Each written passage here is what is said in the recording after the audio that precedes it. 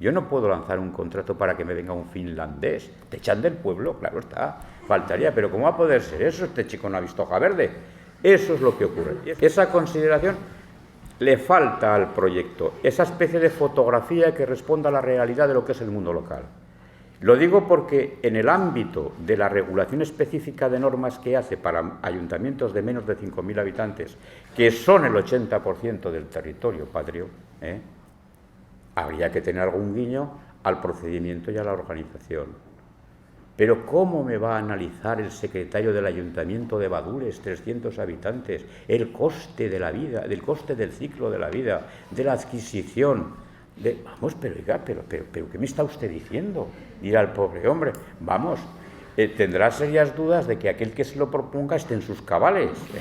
Este hombre, ¿de dónde ha aparecido? Un adelantado mayor de la luna, que ha venido aquí al pueblo. Bueno, estas cosas no se perciben. Oiga, mire usted, el gobierno local tiene que tener una consideración desde el respeto y desde el conocimiento y, por supuesto, desde el cumplimiento de la ley. Voy a empezar a tocar unos temas puntuales. Unos temas puntuales para centrar alguna cuestión.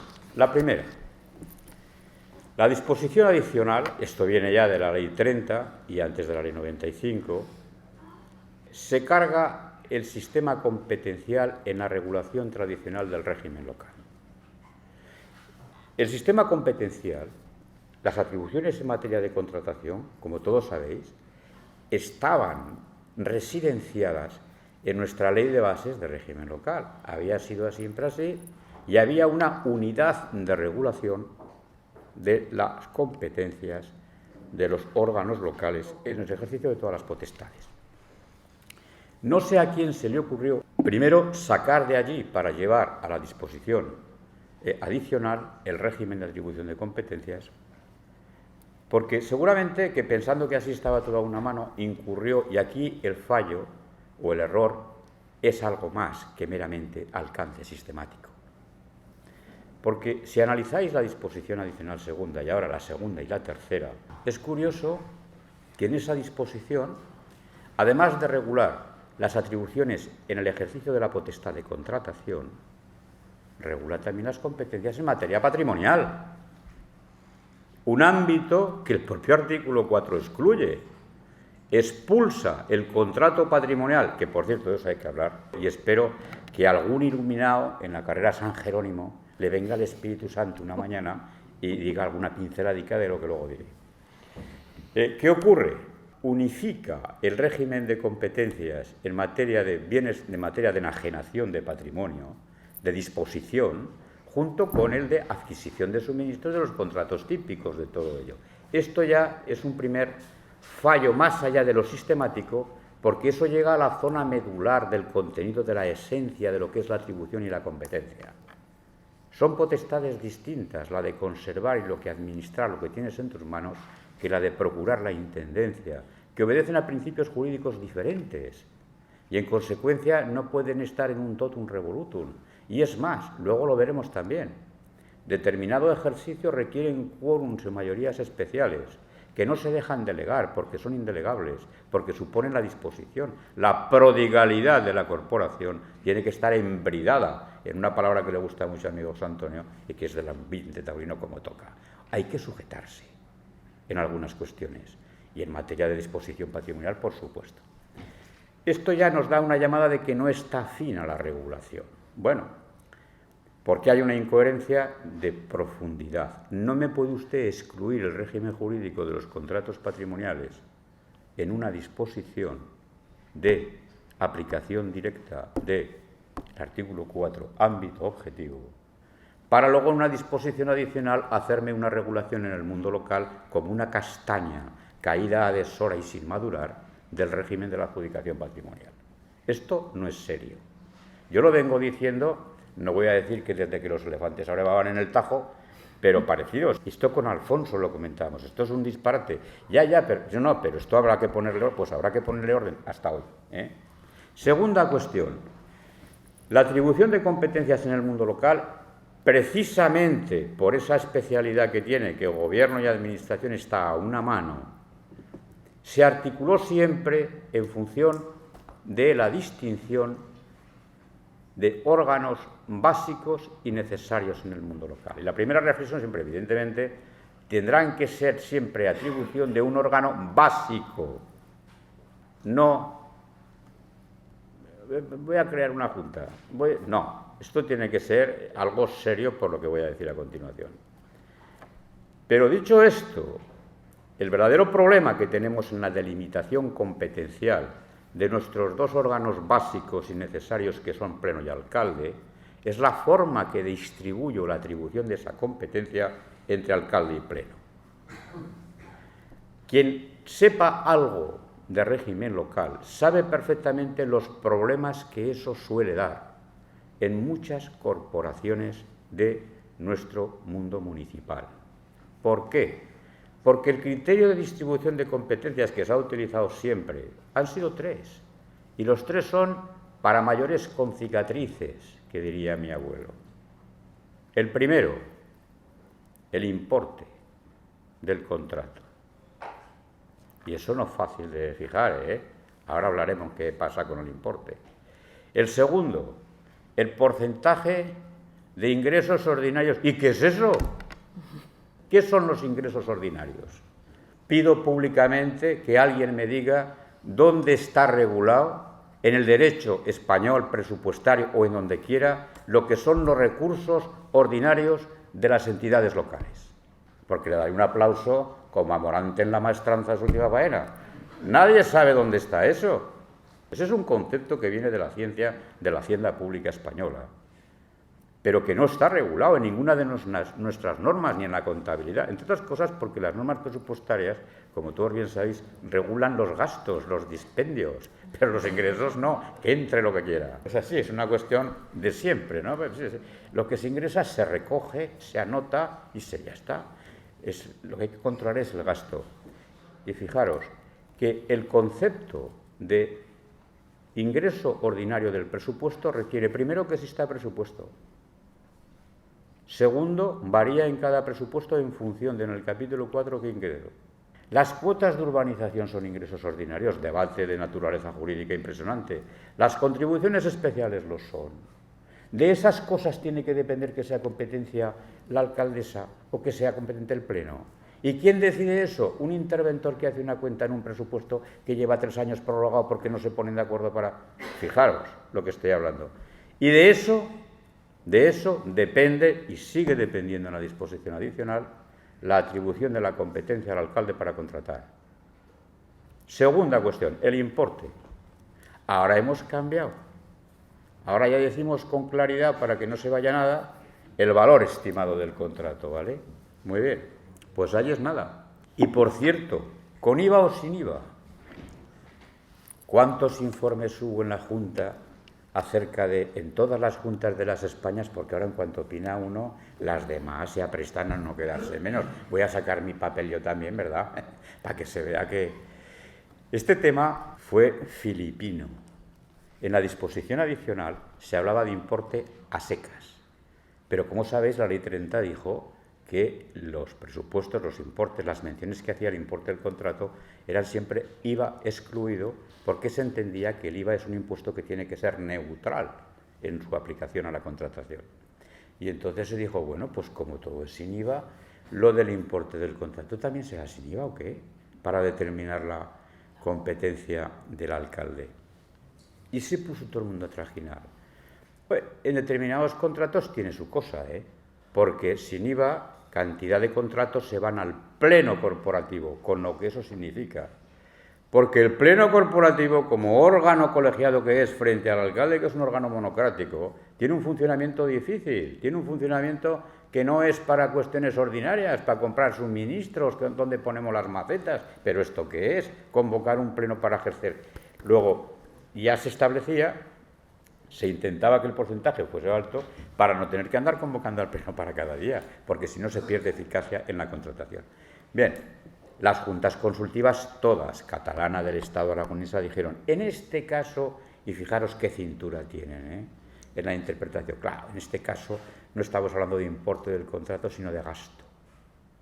¿Y cómo hablamos de gasto?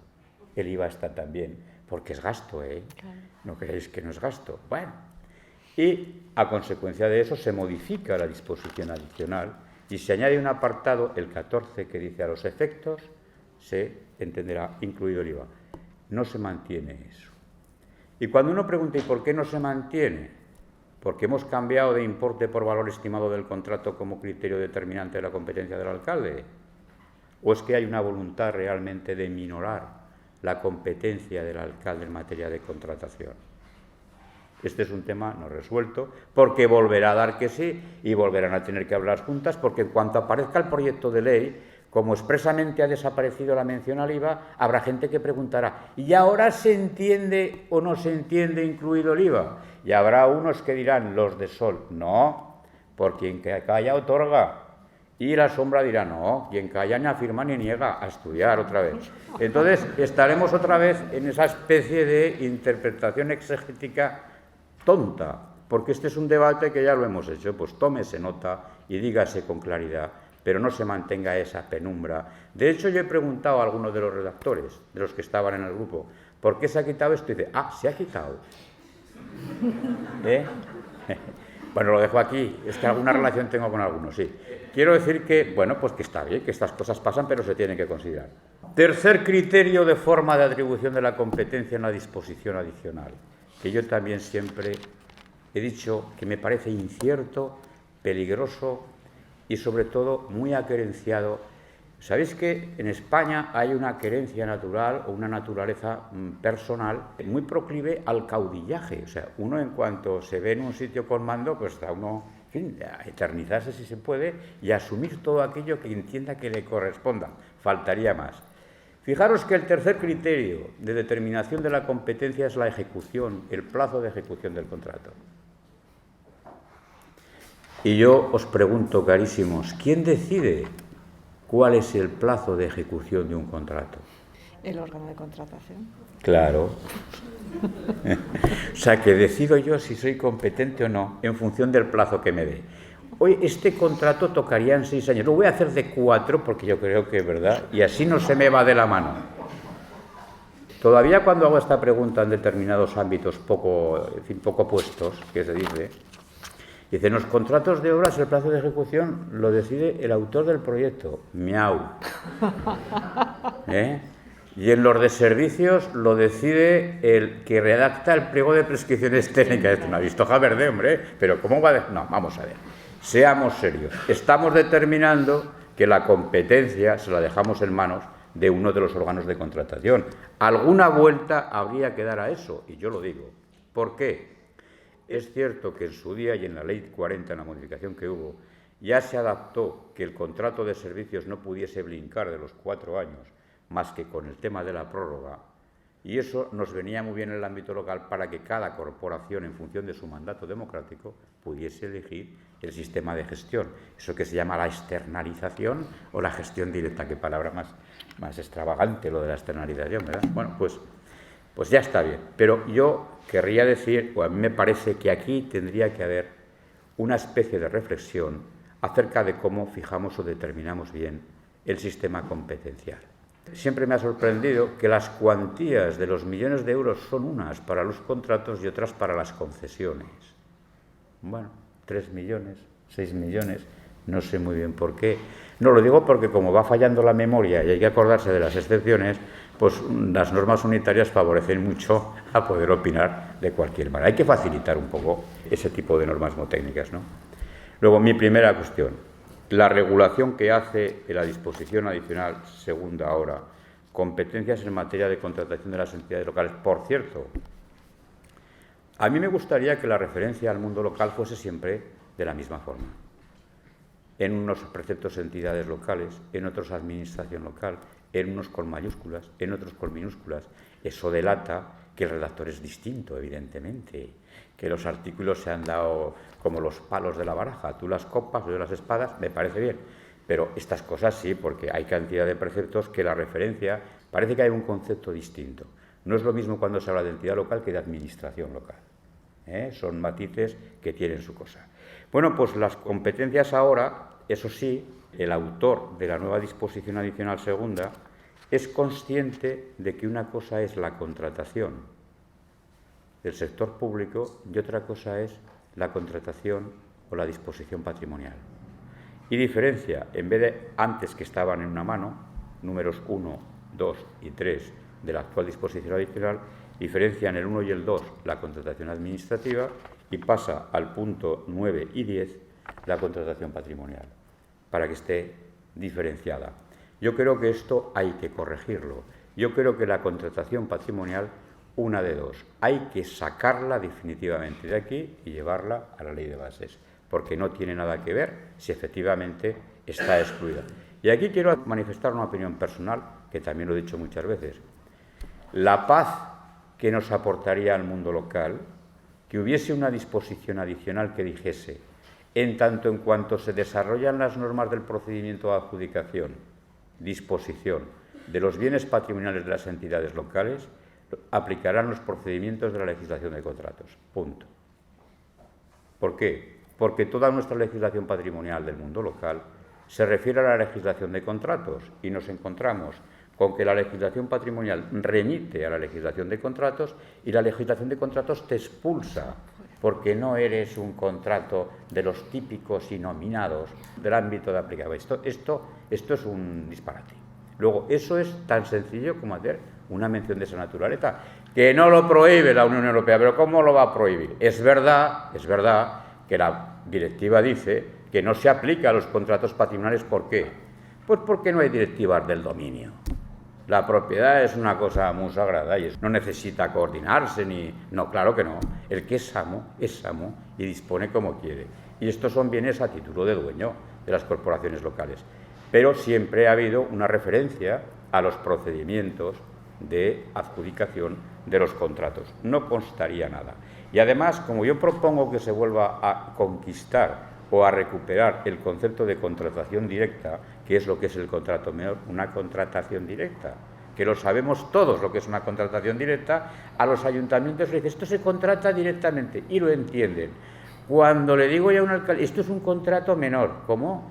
Será un menor para usted, para mí es un contrato gordo. O sea, que quiero decir que estas cosas, de estos calificativos, pero la contratación directa de un suministro, de una obra, pues que se sepa.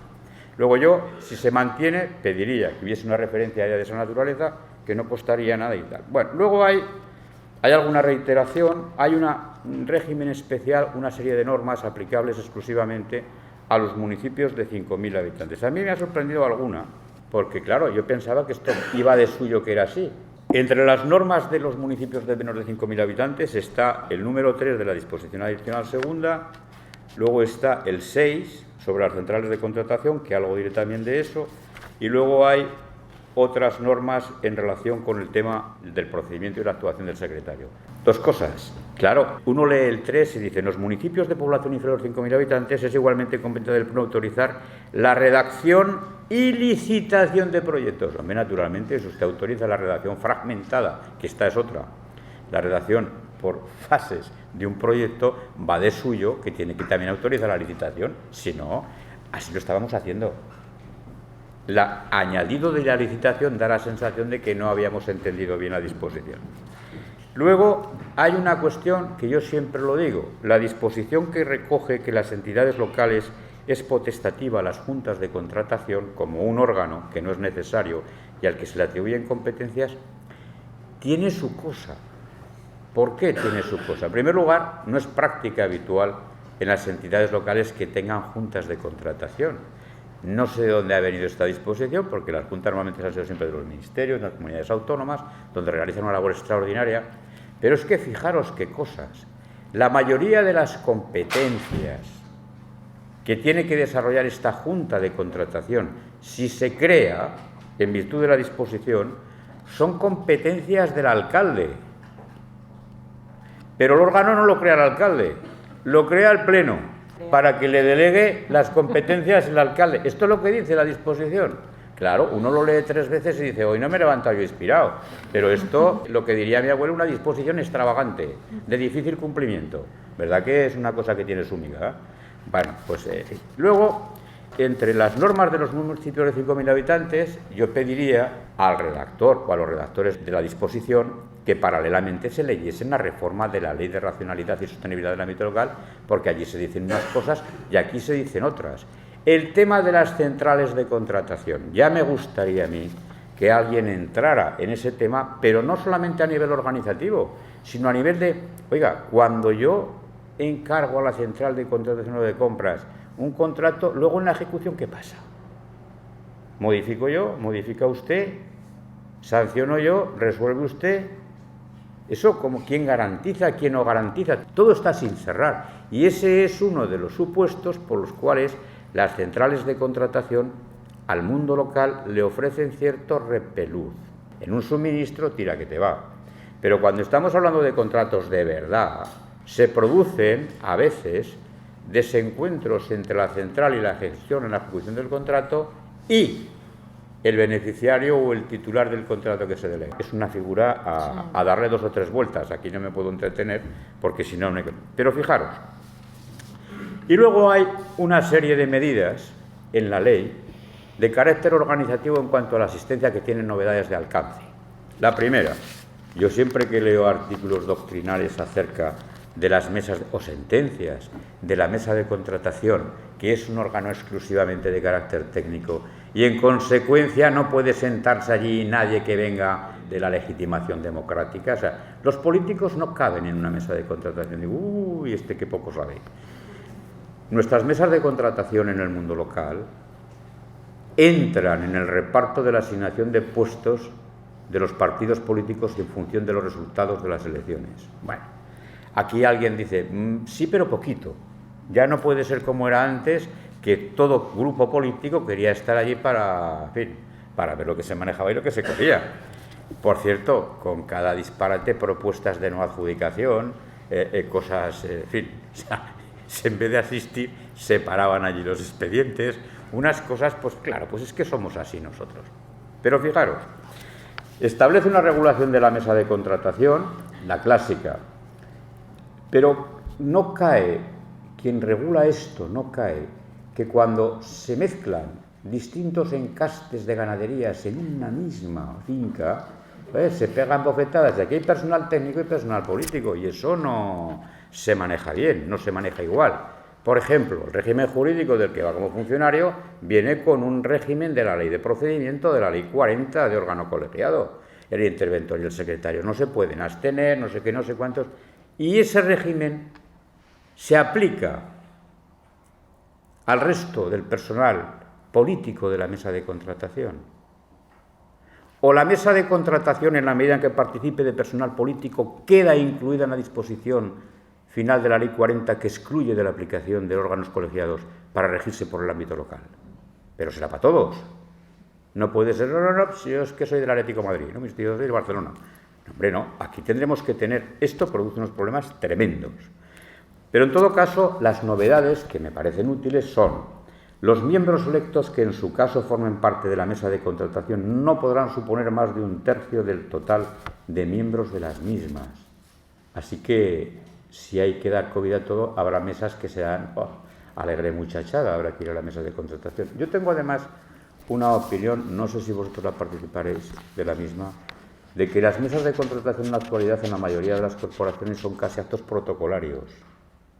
Y se reúne la gente. Sí, se reúnen, pero quien realmente trabaja y corta y pincha es el servicio de contratación, que es el que se tiene que mirar la documentación.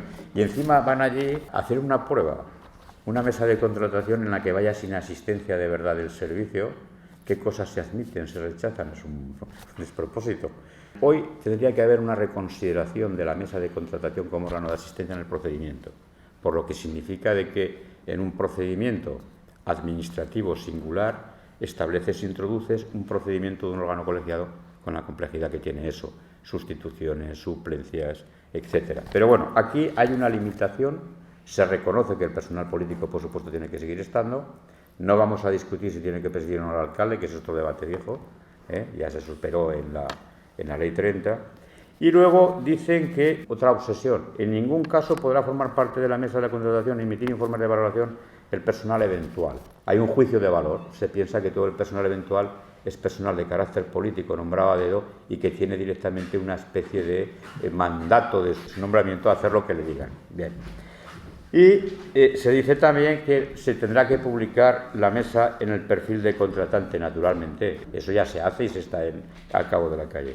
Y se regula por primera vez el comité de expertos con una figura que a mí me excita cada vez que lo leo. En ese comité de expertos se dice que tiene que haber, en todo caso, formar parte de él un técnico jurista especializado. No sé lo que es. Técnico jurista especializado. Yo tuve un debate muy ácido con algún colega mío cuando en el nombramiento de los vocales de los tribunales de contratos se dice, no, experiencia en contratación pública 10 años y para presidente 15. Oiga, ¿experiencia dónde? Y me quedo aquí. Todo da experiencia en materia de contratación. ¿Dar clases de experiencia, María Jesús? Preguntó. Yo creo que, quiero decir que lo viene después. O sea, Bien, claro, yo el también. dar clase viene después de adquirir la experiencia.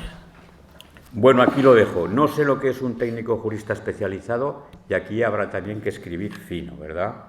Luego hay una serie de normas y de cautelas en la disposición adicional tercera, normas específicas de contratación de las entidades locales, que hay algunas que me parecen, por ejemplo, la primera dice, las administraciones públicas locales, ya no las entidades, las administraciones públicas locales aplicarán las reglas contenidas en esta ley. Claro, si ya estamos en el ámbito subjetivo, ¿qué le íbamos a aplicar, pues?